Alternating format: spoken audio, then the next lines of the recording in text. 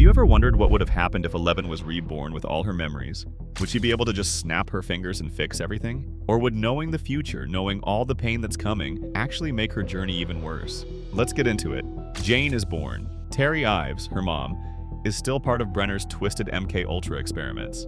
She's pregnant. She gives birth on June 7th, 1971. Boom. Brenner is right there to snatch the baby. He covers it up as a miscarriage, no birth certificate, no records. Jane doesn't exist.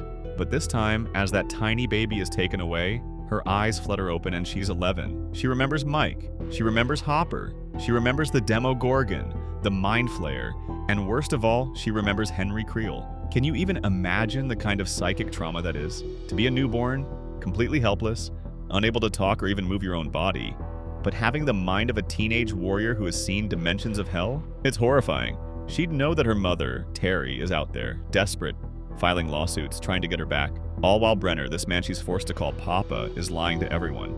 She'd have to play dumb. This is the hardest part. Her powers are probably weak, undeveloped. She has to let Brenner raise her. She has to pretend to be his little science experiment, 011. She'd be in the rainbow room with the other kids, all her brothers and sisters. She'd see 8, Kaylee, and she'd know exactly who she is and what her future holds.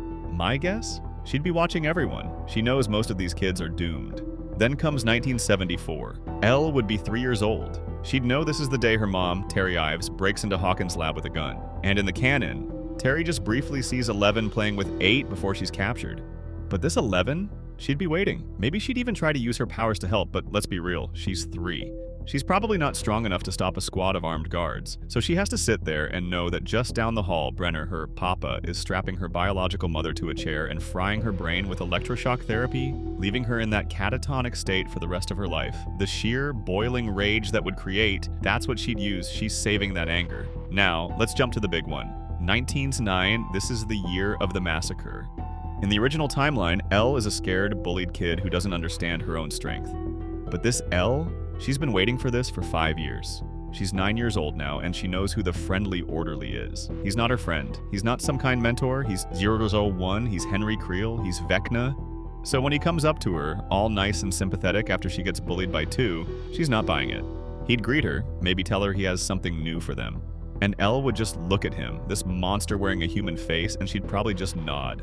She'd play along. He gives her advice, right? He tells her to use her negative emotions, her anger and sadness, to channel her powers. The irony is, she's been doing that. She's been using the memory of her mother, of Hopper's death, of Max's coma, of everything she remembers. So when Brenner pits her against 2 in that combat test, she humiliates him. She's practicing for Henry. This, of course, still leads to 2 and his little gang of bullies ganging up on her in the rainbow room, slamming her into a wall, giving her a concussion. She lets it happen. She needs it to happen. She needs to appear weak. She needs Henry to think she's a pawn he can manipulate. So, September 8th, 1979, the day of the massacre. She's in the infirmary and Brenner punishes 2. Later, she's playing chess with the orderly. Henry. He slides her the keycard. He tells her the other kids are going to kill her, that Brenner is letting it happen. He gives her the whole sob story. And what does Reborn Elle do? She takes the keycard. She pretends to be scared. She pretends to be his ally. She knows this is the only way. She has to unleash him. It's a horrible, twisted bit of fate, but she knows that if she doesn't unleash him, he stays in the lab and maybe Brenner figures out a way to control him. Maybe the world ends faster. She has to stick to the script. So she makes her way to the basement. She meets him. He shows her the drain pipe, the escape, and then he asks her to remove the Soteria chip from his neck. She knows he's going to murder every single person in that lab, all those kids. And honestly, I think she'd hesitate. She's Elle. She's empathetic, but she's also the Elle who knows what Vecna did to Chrissy, to Max. She knows he is the Mind Flayer. He has to be stopped, and the only way to stop him is to fight him. And the only way to fight him is to free him. So, with tears in her eyes, she'd use her powers, and she'd pull that chip out. The massacre happens all over again. The alarms, the screaming, the guards getting twisted into pretzels. Henry, now 001, tells her to wait in the storage cupboard. She does. He goes on his rampage. He kills the other subjects, the guards, the staff. He indirectly knocks Brenner unconscious. It's a bloodbath, and Elle just waits. She knows she has to. Finally, she enters the rainbow room. She sees him, finishing off 2. He gives her his big villain speech, his origins, his philosophy, how humans are a pestilence. Join me and we can reshape the world. In the original timeline, a scared little girl said no. This time, I think a 9-year-old Elle, filled with the memories of a teenage warrior, would just look at him, nose bleeding, and say, "I've heard this speech before, Henry, and I said no then, too." the shock on his face. He wouldn't understand, but she wouldn't give him time to. The duel begins. He's powerful, yes, but she's furious. She is channeling her S4 level power. She's channeling the L who levitated and closed the mother gate, the L who pulled the mind flayer piece out of her own leg, the L who piggybacked into Max's mind. She slams him against the wall. She knows this is where she banishes him. She knows this is what creates Vecna, what sends him into Dimension X to be struck by lightning and become the monster. It's a fixed point. She has to do it. So she disintegrates him. She opens that interdimensional gate in the wall and she shoves him through it. But here is the biggest change of all. After the gate seals, Elle doesn't collapse. She doesn't fall into a coma. She doesn't get amnesia. Brenner stumbles into the Rainbow Room, sees the carnage, and sees Wolf 11 standing there wide awake, glaring at him. In this moment, he knows she did this. He knows she's not his little experiment. He's terrified of her. But what can he do? He can't punish her. She'd kill him. He can't let her go. He's a man who just saw his ultimate weapon become self-aware. And Elle, she knows she can't just walk out. Not yet. She has to wait. She has to let the timeline play out, at least a little bit. So, from 1909 to 1983, she's a prisoner, but she's the one holding the keys. Brenner trains her, but it's not training. It's a negotiation. He asks her to crush the soda can. She does, bored. He asks her to manipulate the cat. She looks at him and says, no. He orders the guards to take her to the solitary cell. This Elle wouldn't let them touch her. She'd break their arms without blinking. She'd look at Brenner and say, we're not doing that anymore, Papa. The fear in his eyes. He'd realize he's trapped in the lab with her. He'd still try to use her, of course. The Cold War is on. He'd ask her to spy on the Soviets. And you know what? I think she'd agree. She'd play along. She's biding her time. She's waiting for November 6th, 1983. That's the day. The day she's supposed to open the Mother Gate. Brenner, intrigued by the creature she accidentally found, which, let's be honest, she knew was there,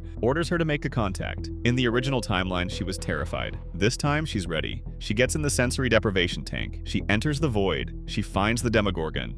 And she reaches out and touches it. She does it on purpose. She knows this is her escape. The Mother Gate cracks open in the wall of the tank room. Chaos. Alarms. In the confusion, Elle walks out. She strolls past the chaos she created, through the drain pipe and into the woods. She's free, but her mission is just beginning. Now, what about Season 1? It's completely different. First off, Benny Hammond. She still goes to his diner to get food. Benny, good guy that he is, still feeds her and calls social services. But this Elle knows who's on the way. She knows Agent Connie Fraser is coming to kill him. No way she lets Benny die. Not this time. Before Fraser can even pull her gun, Elle would probably pin her to the wall and snap her neck. She'd look at a terrified Benny, say sorry about the mess, grab a box of Eggos and walk out, leaving the other agents to find the body. Benny lives. From there, she knows where to go. She knows Will Byers is missing. She knows Mike, Lucas, and Dustin are in the woods looking for him. She finds them. This shaved head girl in a hospital gown walks out of the dark, isn't feral, isn't mute, and just says, "Are you Mike Wheeler? I'm Jane. People call me 11. Your friend Will is in a place called the Upside Down. I opened the gate. I'm here to help you get him back." The boys' minds would explode. She still hides in Mike's basement, but she's their field commander. She'd explain the Upside Down, the Demogorgon. She wouldn't need to flip the D&D board. She'd draw them a map. When they go to the quarry and see Will's body, she wouldn't even flinch. She'd just say, "That's fake. Brenner's trying to stop us." She'd still use the Heathkit radio to find him, but she'd be so much stronger. The assembly at the school? When Troy mocks Will? My guess, she'd probably levitate him, turn him upside down, and shake the lunch money out of his pockets. She's still got a bit of that S2 punk attitude in her, I bet. She knows her powers. The fight with Lucas at the junkyard? It wouldn't happen. She'd just tell him, "Lucas, I'm not sabotaging you. The lab is that way. It's dangerous. We are not going there." He'd still be skeptical, but she's a confident leader. And when she saves Mike from falling off the cliff, it wouldn't be a last-second desperate act. It would be a warning. She'd catch Mike, break Troy's arm instantly, and tell them, "Leave us alone." The finale of Season 1 is where it gets really wild. They set up the bath at the school. She finds Will in Castle Byers. She knows Barb is dead. She'd be gentler with Joyce, but firm. "Barb is gone. Will is alive. We have to hurry." And then, Hopper. He'd come in, knowing where she is, and she'd confront him. "You're going to make a deal with them, aren't you? You're going to trade me for Will." Hopper would be stunned. She'd just nod. "It's okay. I know you have to. Just get Joyce into that gate. I can handle Brenner." The bad men arrive. Elle isn't scared. She's ready. She crushes the agent's brains effortlessly. She's Season 4 Elle in a Season 1 body. Brenner arrives. He holds her. "You're coming home." She'd just look at him, bloody-nosed, and say, "No, I'm not." And right on cue, the Demogorgon smashes through the wall. Brenner gets tackled. The kids run. They hide in the classroom. And when the Demogorgon finds them, this is the best part. She doesn't sacrifice herself. She doesn't vanish. She's way past that. She'd stand in front of Mike, pin the Demogorgon to the blackboard, and she would disintegrate it. Just like she did at the end, but she'd still be standing there. She'd just wipe her nose, turn to Mike and say, "You still owe me that dance." Snowball. Season 2 would be a joke. She wouldn't hide in the woods. Hopper would find her immediately. Or, more likely, she'd find him. She'd walk right up to his cruiser and say, "We need to talk, Chief." She'd go straight to the cabin, but there are no rules. It's a partnership. She'd tell him everything. "My name is Jane. Terry Ives is my mother. There's a monster called the Mind Flayer. It's still out there. It's going to possess Will Byers. And, oh, by the way, you have a daughter named Sarah. I'm sorry." They'd be 2 soldiers preparing for war. She'd train. She'd tell him about the tunnels, the pumpkins. She'd be proactive. The second Will starts drawing the tunnels, Elle is on it. She'd go into the void, find the Mind Flayer, and start fighting it immediately. What about Callie? She wouldn't go to Chicago. Why would she? She knows who she is. She knows her mother's past. She knows Callie's advice about using her anger. It's a distraction. She's got bigger fish to fry. The only reason she'd go is to warn Callie about the attack on the warehouse, but I think she'd prioritize Hawkins. So, the Demodog attack at the Byers house? Never happens. Elle would be at the lab with Hopper. Bob? Bob might even live. Elle would be there telling them exactly how to get out, exactly where the Demodogs are. She and Hopper would go to the rift. She knows the Mind Flayer will show up. She's ready. She levitates, draws on all her memories, and slams that gate shut. And she knows a piece of it is still in Hawkins, in the real world. She'd warn Hopper. It's not over. It's hiding. After that, Hopper adopts her, Jane Hopper, and she goes to the Snowball. She gets her dance with Mike. She'd finally have a moment of peace, but she'd be watching the sky knowing it's not done. Season 3, oh man, this is where her knowledge becomes a weapon. She's dating Mike, much to Hopper's annoyance. She's friends with Max. I dump your ass. That all still happens. She needs some normalcy. But the second the rats start acting weird, the second Will gets that feeling, Elle knows. She knows the Flayer is back, she knows it's building a body, and she knows who its anchor is. Billy. They don't investigate Billy. They don't trap him in the sauna. Elle goes right up to him. She'd try to exorcise the Mind Flayer from him immediately. She'd try to save him before he takes Heather. Before he builds the flayed army, my guess is she'd fail. The Flayer is too strong, too rooted.